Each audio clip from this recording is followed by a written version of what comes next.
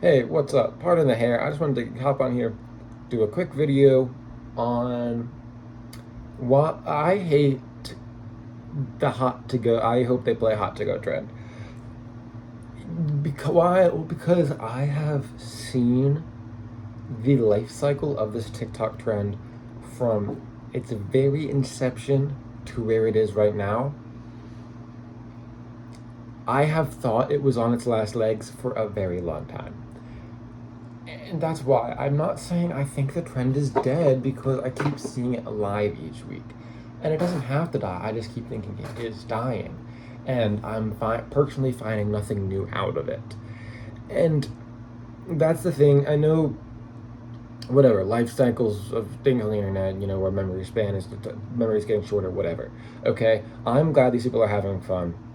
And maybe it's my stupid Gen Z attention. Right? Here's the thing, it's at the bottom of the line, at the end of the line. What the trend has come to now is a joke. Okay, and that is not where it started, but that's aside the point. Uh, it is a joke and it is a trend, and at the time at which uh, corporations and as Gen Z knows, branded accounts are using trends, that's kind of where it becomes not fun anymore. And I think they are starting to use it, and they're just people just aren't catching on. Not the main point though. I don't like it because I've seen it from life to end, and it feels like I spent the end of it for a while, and it uh, is has taken on life as a joke, and there are multiple joke TikToks I've seen that aren't funny, and also some corporations or brands are using it, and that's what I'm thinking. So first, it's a what do I say? It feels like it's dead. It feels like it should be dead. All right, I've kind of already talked about this almost enough, but basically, I just well, no, let's go start off with my weakest point. Right, it's the corporations stuff have latched onto this. I cannot give too much proof as I don't have as many strong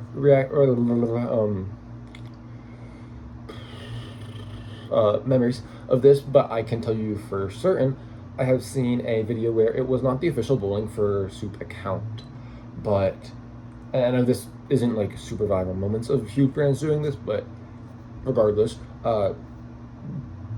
big band at least, generally big band, at least during their heyday, and they release an album or two, and they're touring that album. Despite the size of the album, they're still touring it. Bigger band at one point. They did Phineas and Ferb's theme song. If you're in my generation, you know that song, right? I don't think they're playing that song there, but it's the general trend of. Okay, sorry. Let me introduce you to the trend. Uh, the trend starts off with someone's usually, at least at this point of its life cycle, it starts off with somebody going, "I hope they play Hot to Go," and then it pans to somebody else usually, and that person says, we're at a blank, not even concert. Usually in most cases it is, we're at a blank concert, but at this point in its life cycle, I cannot even say it is that. It just goes, we're at a blank. We're at blank, and then it can take on a few different formats at the end, where sometimes it is some version of Hot to Go, or it is a different song entirely, or it could be not Hot to Go, but Hot to Go, or just not Hot to Go. This Hot to Go is Chappell Roan's, I'd want to say biggest song, but I do not know if it is bigger currently right now than Good Luck Babe. I did not do that much research going into this TikTok. Anyways, two songs. Good Luck Babe, definitely the song of the summer. Her song of the year, technically, since it's her only song she's dropped this year, but everyone kind of found Chappell Roan around March, April, May of this year when she released Good Luck Babe, and also when she went to Coachella, and also when she did the NPR's Tiny Desk. Her growth has kind of been super exponential. She's an artist, I think, I want to guess, 26 years old, raised in Missouri, went to California for a bit. I don't know exactly where she is right now. She is swarmed with fame because she just grew so quickly. she generally makes what I'd like to call gay pop. Many different kinds of gay pop, but this one is specifically generally the lesbian uh, frame of mind. Her last album was kind of made while she was discovering she was a lesbian. I'm pretty sure she is out as a lesbian. She does drag performances at her show. If you do not know who Chappell Roan is and what Hot to Go is, I recommend listening to the song. It's a nice song. Out of all of her songs, it is maybe besides Coffee. Well, it's definitely the most palatable, at least in the pop sense. Uh, and definitely besides maybe Coffee, one of the ones with a vibe that you've probably heard before. Um, and it is not too gay, so you can give it to anybody. It is about being horny though, so I don't know. Maybe don't play it in front of your grandparents because they're definitely gonna pick up onto it. Anyways, that's aside the point. So again, the TikTok that so again, not from Bowling for Soup literally, but Bowling for Soup was super involved in this. So I guess someone facing the camera said, "I hope they play How to Go," and then instead of panning to anybody specifically, Bowling for Soup said something like, "You said that, whatever." No, we're not playing How to Go, but Bowling for Soup was active in the TikTok. I don't know if Bowling for Soup wanted the TikTok to be made or whatever, or if they asked Bowling for Soup if they can make the TikTok. Whatever it was, this TikTok was posted with like direct, whatever. It's almost promotion for Bowling for Soup. I was gonna say I don't know if like they basically gave consent to be in it. There was like almost like they asked for it. And I'm not saying that either, but I'm just saying, you know what I mean? It's like they were very involved in making of it, and it was direct promotion for the band. I believe I've seen other bands or smaller artists at least do this. The thing is, and I believe I've seen even some companies use this, where they would go, "Oh, I hope they would play How to Go," and it's like, no, this is something brand related, and it's hard to do kind of as a brand unless you're a music artist or a concert venue specifically, but it is definitely possible at this point because they are spreading this trend they are really taking it out of context now, and that's also another reason why I don't like it.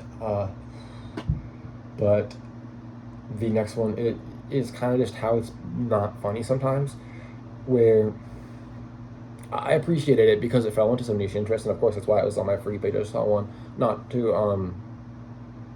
it was this. I'm assuming this got this guy laughing, which is great, and lots of people got this likes and reposts by people I know. So I'm not saying it wasn't funny to them. I personally do not appreciate it. I'm not coming at the creator. Sometimes online, quick aside, sometimes when you're online, whether it be any sort of social media where you're saying something at all, trying to, like, you don't even have to be trying to make a statement. It can be a Snapchat, Instagram story, Instagram post, Facebook post, Twitter post, YouTube video. You can say one thing, but if you do not make every single defense possible after that statement, I don't know why the internet is like this, and I do not like it. And almost everyone can agree with me. Even the people that will make these accusations will be able to agree with me. Usually, where it's like, there's a famous tweet. It's like, you can say, I love pancakes on Twitter. You just wake up, tweet that, right? That's what Twitter used to be, right? And someone will go, "So you hate waffles?" No, okay, that's not what's happening. So, anyways, I'm just saying, this TikTok was not funny to me. Funny to lots of people. I love that it was funny to lots of people. I'm just saying, to me, it wasn't that funny. Even though it fell into two of my niche interests, it's just how my humor works. That's totally fine. No hate to the creator whatsoever. I am not saying their name only because I don't know it. It was something like to the camera, I hope they play Hot to Go.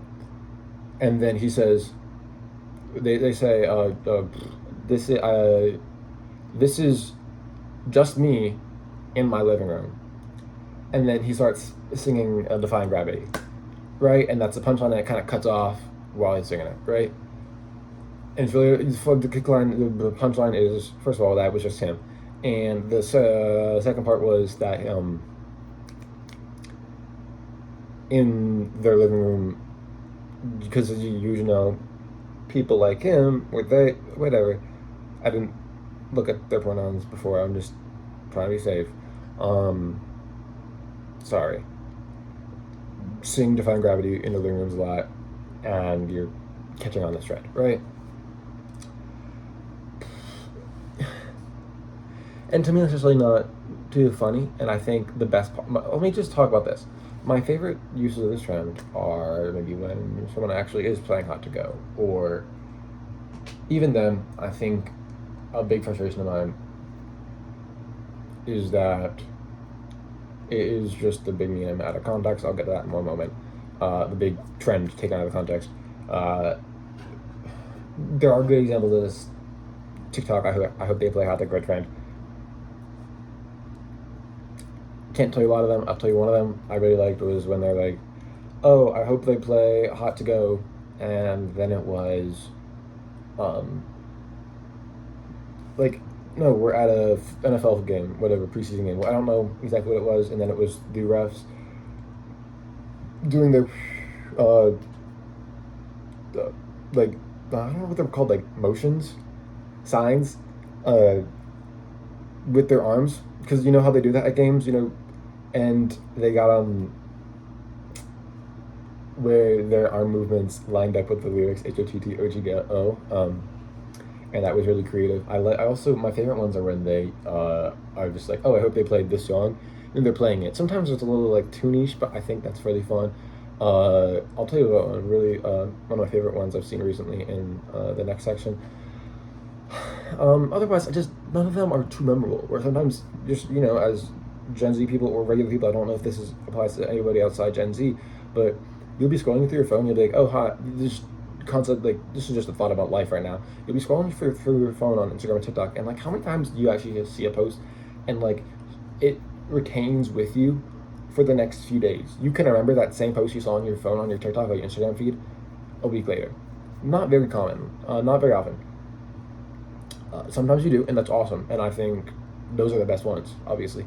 But I'm just making a point here that like I don't remember all of them because they're not the best ones, or they're not the ones where I'm gonna remember them weeks later. Point 10. So first of all, I talk about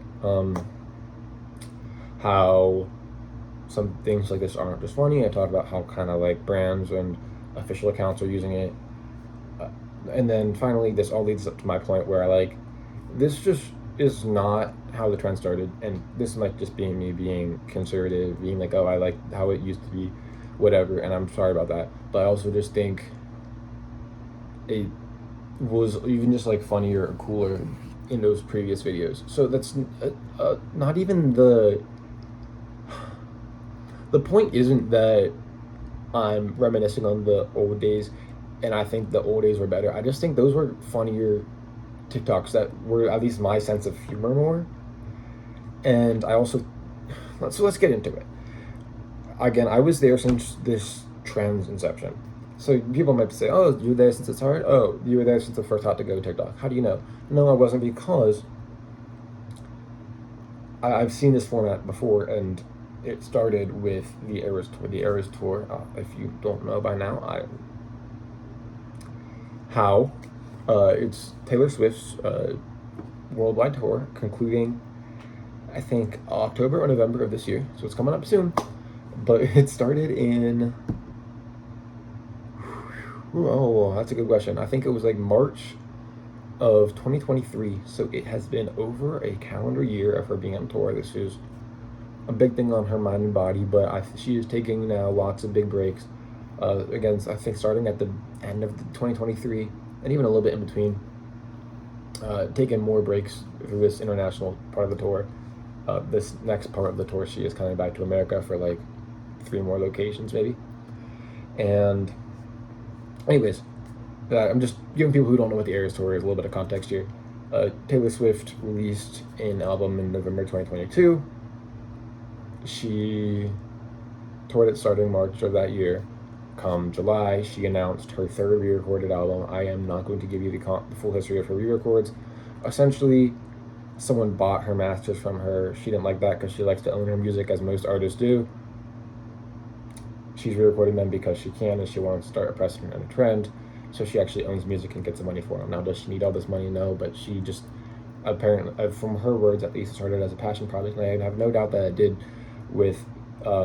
as evidence from the first one. Now it has become a bigger thing where maybe she does like making money off of it. Who knows? But anyways, she announced the third one of those in July of 2023, and then or maybe in June, but it came out in July or something like that. I know for certain it came out in July 2023, and I think she announced the fourth one, the most current re-recorded album of hers, also on this tour, maybe in August or September of 2023, and it came out late October of 2023. So she has announced two, not official albums, but official re-recordings of her two of her big albums on this tour as well. Multiple outfit changes, multiple surprise guests, lots of surprise songs, 3 hours long, right? And super international, super big, changing Ticketmaster, changing economies of cities, feeding people, whatever. Not whatever, that's important, but Hugh Shore, right? I guess just another note to say is that during the break between her domestic and international tours, she released a studio album, original, in April 2024, similar to in originality to the studio album she released that started the tour. She added it to the set list as one of her eras, and that's kind of where we are today. It's, I guess, maybe in, if I had, it might have even been in March or April, maybe either come the very second day. I don't think it was on the first day of the show. Maybe starting the second day or maybe the second stop. I have to assume these started then. I maybe saw them a little bit later. Not the point. People were saying, oh, I hope she plays this song. This is because right before her final set, her Midnight's era, the album that came out in 2022, she would, and after the 1989 era, you probably know at least 3 songs from that one. Style, Blank Space, Shake It Off, you know? Between those two big, high energy pop sets, and near the end of the show, she sat down with an acoustic guitar and acoustic piano and played 2 surprise songs that were not on the set list. She has a huge catalog and just spent an intimate moment with the audience. No talking to them because it's a stadium. She was playing stadiums, but again, nothing many people were doing. Lots of things are pre-planned. It takes talent to do this. But point being, sorry, I'm verging on glazing right now, but people were saying, oh, I hope she plays this song, right? So, because these are fans of the artist, they want to hear these songs, some underrated hits, just some things that didn't make it on the set list, right? And it was relevant, right? And she has a huge catalog, right? That's the point here.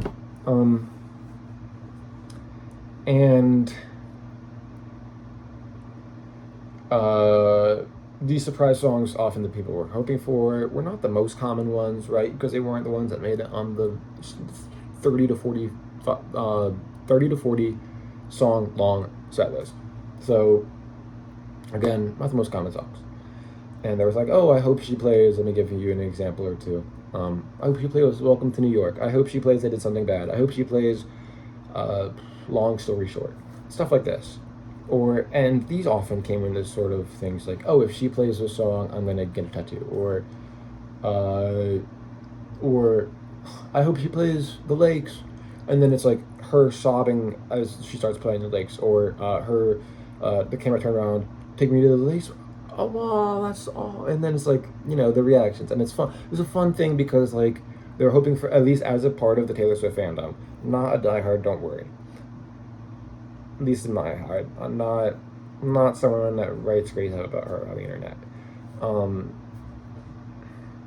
It was cool to get to see, as someone on that side of TikTok, oh, these people are getting their songs that they meant a lot to them, not included on the set list, played for them. That's cool. Or maybe it's like, oh, I hope she plays my favorite song, and then it's like, oh no, what? I didn't even know she could have that on the set list, right? And maybe she did not play that person's favorite song, but she played one that wasn't expected. Okay, that's interesting. Okay, and then the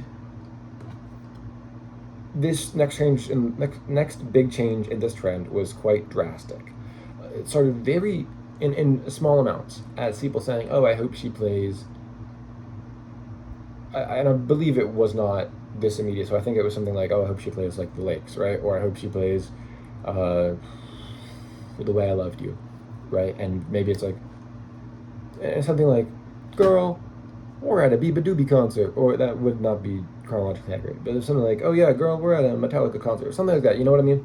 Um, we're at a SZA concert. We're at a Olivia Rodrigo concert. No, so what it was is, and then really quickly, people saw those TikToks and they're like, "I want to make my own." So they go, but they're not as big fans of Taylor Swift, and that's okay. That's okay. But they don't take the time. They don't take the 1 second to look up, or 30 seconds to look up. But so they'll go like, "Oh, I hope she plays Love Story," and that was the big thing for a while before Hot to Go. I hope she plays Love Story, and then it's something else, right? And I forget if it was Love Story or Hot to Go, but I saw one of the ones I remember that I really was funny to me. Like, I hope she plays Love Story. I hope she plays Hot to Go, and it is it, some mall had a squirrel going around on a jet ski or a water skis in a tiny pool, and that was the coolest thing to me. And maybe it was playing the song for a little bit. I thought that was funny. That was funny because of the format. It wasn't even a band, and it wasn't even a different band. It was, broke the formula. You hear what I think is funny is when they break the formula with the uh, like referees and the squirrel breaking the formula. I thought the ones that were also really creative, that were doing jokes, the funny things, subversion of expectations, were the ones where they were saying, "Oh, I hope she plays like The Way I Love You," or "I hope she plays Speak Now," and it's "I hope she plays Long Live" or something, and then it's different concert, right? That works. And I thought that was really funny and creative because, like, oh, we're actually not, you know what I mean? And at first it looked like it. And then this also started, I could tell, I mean, sure, I am on Partial Theater Kid TikTok and say whatever you want about me for doing that, whatever. I'm just admitting to you that.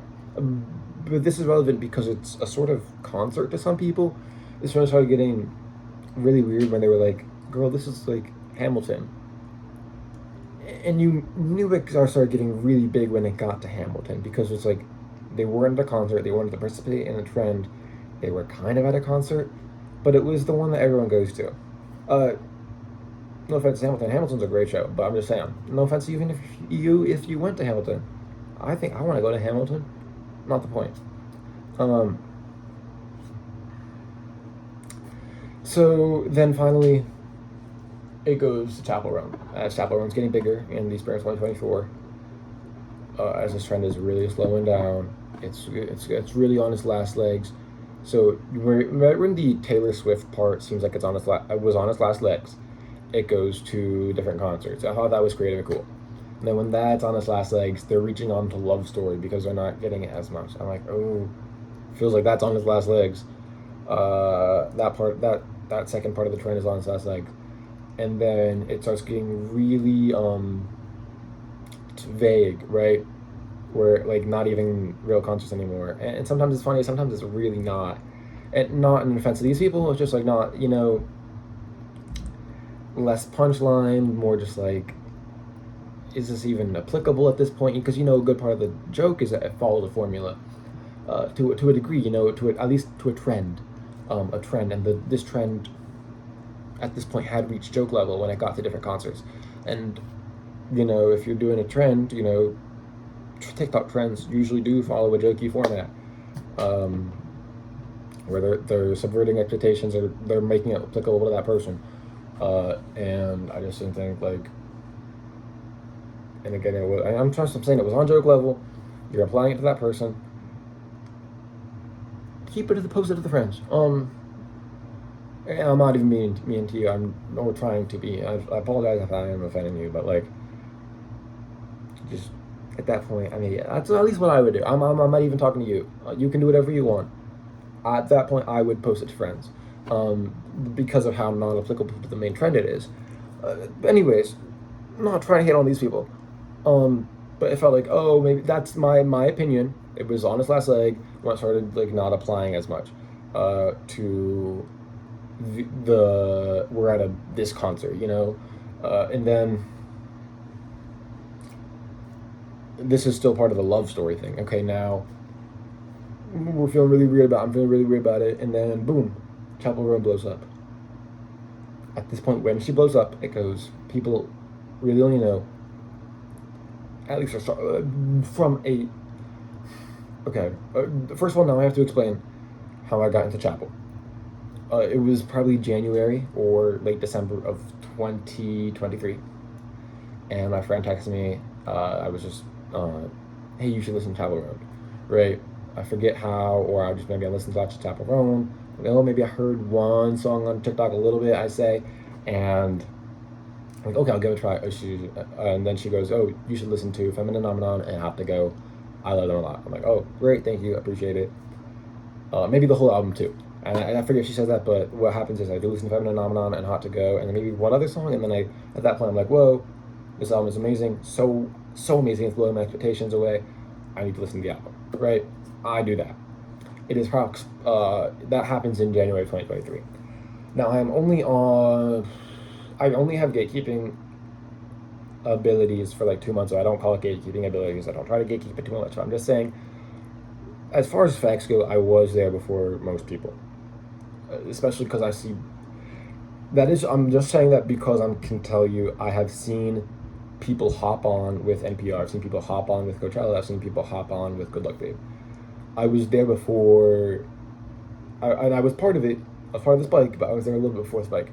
So I just was able to see her grow fast, and I've seen people come on, and usually when they come on, first listen to Hot to Go, then they listen to Good Luck Babe, depending on which came out first or whatever. Just usually, it's one of those two, and then maybe it's like Feminine Phenomenon. Usually now you know Feminine Phenomenon. Usually now you know Red Wine Supernova, stuff like that.